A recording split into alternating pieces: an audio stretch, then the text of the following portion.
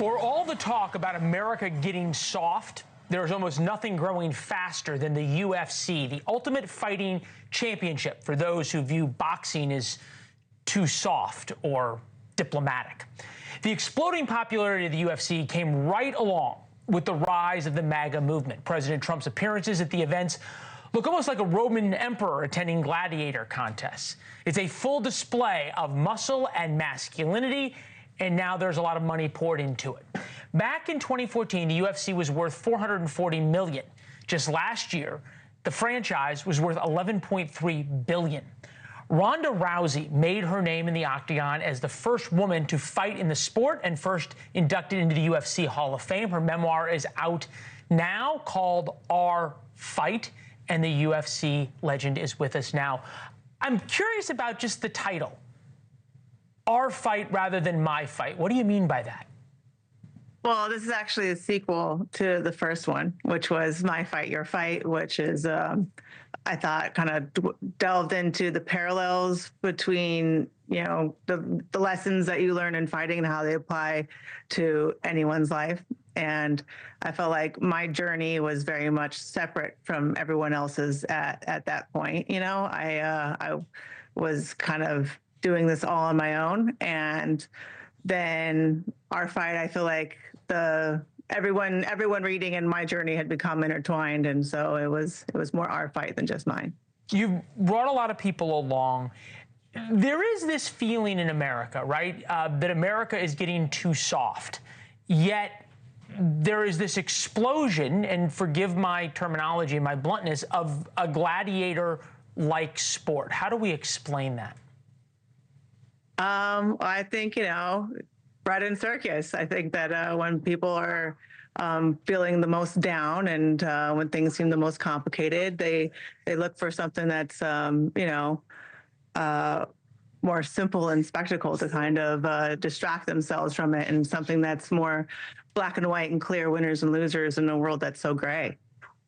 And brutal at the same time. Look, my grandfather was a fighter in the Jewish ghetto in St. Louis. He tried to get my dad to box. It didn't take that well. My dad did box, didn't particularly like it. Dad was pretty good at it. I was not. Would you want your son or daughter, I know you have kids, to be a fighter? I think if they want to, then I can't stop them. But if they don't want to, I can't make them. You know, it's would you encourage them to? That's inside of you. I would encourage them to know how to fight, just like I would encourage them to know how to swim. You know, I think it's a skill that that can save your life in certain situations, and can really inform your behavior as well in others. That if you're walking into a situation without fear, you're going to behave differently. And so I also think that sports are a metaphor for life, and a lot of lessons that you learn through fighting, you can apply to your life when you meet them. And so it's not the first time you've been in that kind of a high pressure situation. You've been in it in a sports setting. And so when it comes up for real, you're more prepared. A lot of your friends and fans would be watching, fans especially, I think, would want to know, is this a fight that's going to continue for you? Would you ever get back into the sport? You know, after seeing Mike Tyson come back at like 62 and be the biggest fight of the year, now I don't think anyone could ever say never. Okay. But yeah, I was told to keep my answers concise, so that's all I have to say about that.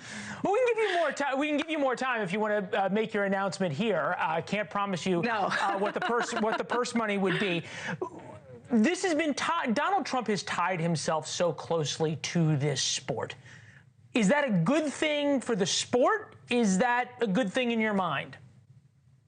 I think it's part of the history of the sport that no one was really allowing the UFC to be anywhere. People forget how ostracized and how taboo it was. And in 2016, Dana White specifically made me promise to not say anything bad about Donald Trump because back when they needed a venue and no one would give it to him, he did. And because I feel like I owed Dana my life, I told him, all right. So, you know, he got in early, and Dana never forgets. You know, he has that kind of loyalty, where if you've been there for him when he needed you, he's going to be there for you, even when it's at his detriment. Well, that says a lot about you, because you seem to have that loyalty to Dana White, which is really interesting, and I think says an awful lot about you. One takeaway you hope from our fight: what did you learn from everyone who learned from you in the first book? I mean, I don't want it to sound hokey, but I think it's your life is every day. You know, it's not just the accomplishments; it's what you're doing right now. And when you say, you know, it really is about the journey and not the destination, I would say that I fell short of every major goal I ever set for myself. You know, I never won the Olympics. I never retired undefeated. You know, I quit the WWE before going into the Hall of Fame for wrestling, but I ended up having an incredible life in the process. So, you know, shoot for the sky, and you'll have a baby screaming in your kitchen while you're trying to do an interview. Do you hear this? You know what? This is one of the most dream coming true. Thank you for watching. Subscribe below and download our NewsNation app right now on your phone, and you will get fact-based, unbiased news for all Americans.